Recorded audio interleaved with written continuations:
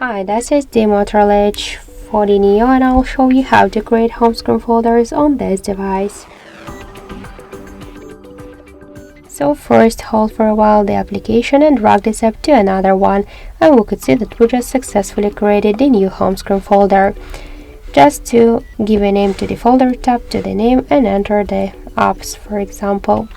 To move folder on the screen or between the screens, hold it and just drag it. To remove the application from the folder, hold the app and drag it to the home screen by this way.